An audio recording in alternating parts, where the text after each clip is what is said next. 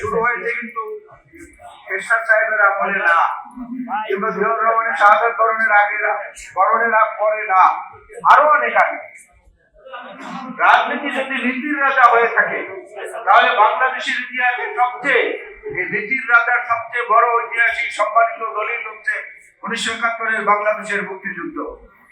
সেই মুক্তিযুদ্ধকাল চলাকালীন সময়ে দুটি শিশু বাচ্চাকে নিয়ে বেগম খালেদা জিয়ার যে নিরন্তর লড়াই সংগ্রাম, বাংলাদেশের এক জায়গা থেকে আরেক জায়গায় চলে যাওয়া, আরেক জায়গা থেকে আরেক জায়গায় চলে যাওয়া, সেনাবাহিনীর সদস্য সহ যারা যখন তার কাছে এসেছেন সবাইকে প্রেরণা দিয়ে মুক্তিযুদ্ধে পাঠিয়েছেন এবং নিজের স্বামীর নাম ঠিকানা কোথায় কি অবস্থায় আছে সেভাবে দিয়ে দিয়েছেন।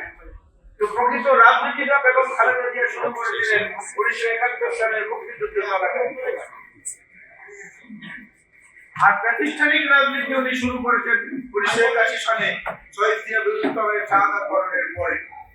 সুতরাং একটা হচ্ছে নিখাত রাজনীতি আর একটা হচ্ছে প্রাতিষ্ঠানিক রাজনীতি। বিএনপি নেতৃত্ব তিনি গ্রহণ করেছিলেন সবার অনুরোধ এবং সবার চাপের মুখে।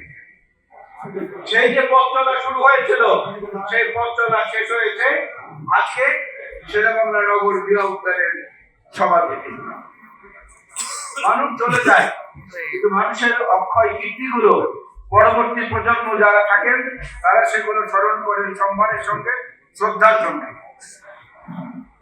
বেগম খালেদা জিয়ার নেতৃত্বের পাশাপাশি তার সবচেয়ে বড় গুণ যেটা অত্যন্ত কাছে থেকে আমরা দেখেছি, তার নেতৃত্বের মধ্যে একটা বড় বৈশিষ্ট্য ছিল তার মাতৃত্ব।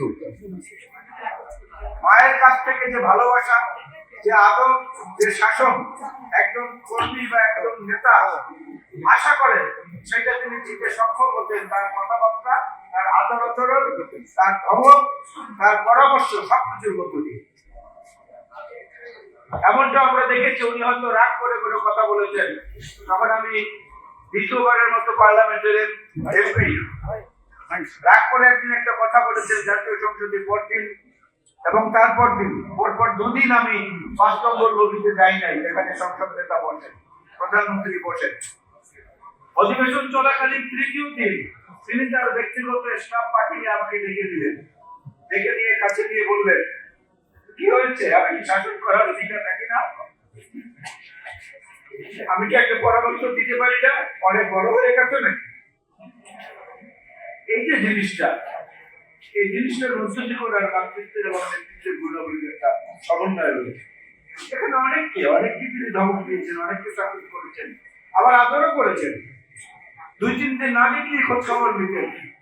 আমার পারিবারিক জীবনে আমার সন্তানের একটি দুর্ঘটনা ঘটেছিল, প্রতিদিন একবার করে টেলিফোনে খবর দিতেন। সমস্ত ডাক্তারদেরকে বলে দিয়েছিলেন চিকিৎসায় যেন কোনো ত্রুটি না হয়।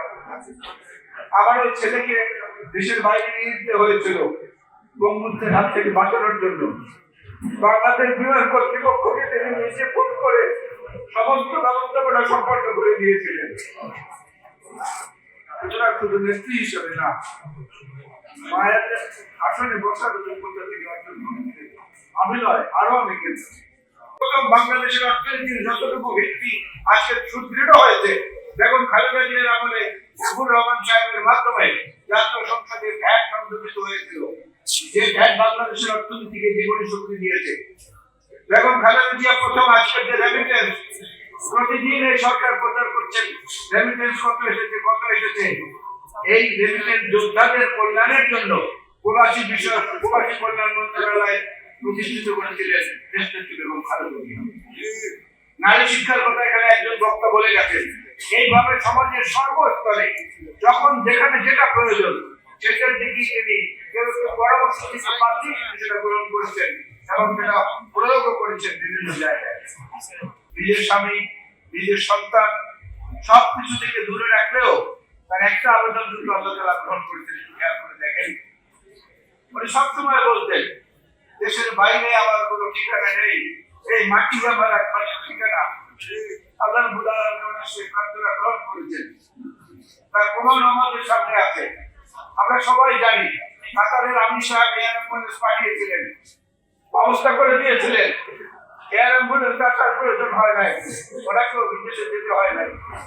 তারপরে জার্মানি থেকে এয়ার অ্যাম্বুলেন্স ব্যবস্থা করা হয়েছিল, সেই সেই এয়ারলাইন পর্যন্ত আসার প্রয়োজন হয় নাই।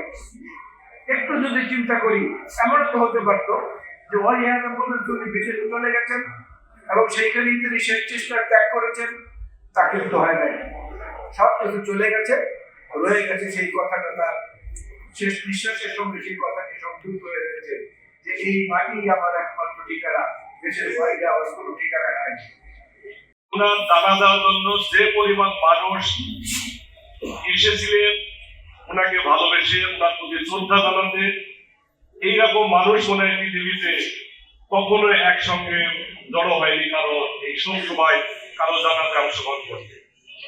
আরো দেখেছি যে বিগত কয়েকদিন যাবৎ শেরে বাংলা নগরে বাংলাদেশ জাতীয় সংসদ ভবনের উত্তরে যে ওনাকে যেখানে সমাধিস্থ করা হয়েছে, প্রতিদিন মানুষের অগণিত মানুষের ভিড়, মানুষ আসছে তাদের প্রিয় নেত্রীকে শ্রদ্ধা জানাতে, সম্মান জানাতে। কারণ কি? কারণ ছিলেন উনি বাংলাদেশের জাতীয় ঐক্যের প্রতীক, বাংলাদেশের গণতন্ত্রের জন্য আজীবন সংগ্রাম করেন। উনি বাংলাদেশের মানুষকে কতভাবে ভালোবাসতেন, উনি কত মমতা ওই মায়ের মতো স্নেহ করতেন, মানুষকে গণতান্ত্রিক সংগ্রামের জন্য উনি লড়াই করে গেছেন। তাই দেখেছি উনি বাংলাদেশের জাতীয় সংসদ ভবনের উত্তর পাশে ওনাকে সমাধিস্থ করা হয়েছে, ওইটাই ওনার ঠিকানা। মহান আল্লাহ সুবহানাহু ওয়া তাআলা ওনাকে জান্নাত নসিব করুন। প্রিয় উপস্থিতি, আমরা সবাই শোকাহত, মর্মাহত, দুঃখিত এবং ব্যথিত। আমাদের শোক প্রকাশের ভাষাও নেই। উনার অনুপস্থিতিতে আমাদের মাঝে বয়ে এনেছে শোকের আধার। উনি আমাদের মাঝে নেই, কিন্তু উনার যে আদর্শ, উনার যে দেশপ্রেম, উনার যে ভালোবাসা, বাংলাদেশের প্রতি উনার যে মমতাবোধ, সবকিছু আছে। আমরা এই শোককে শক্তিতে বলি।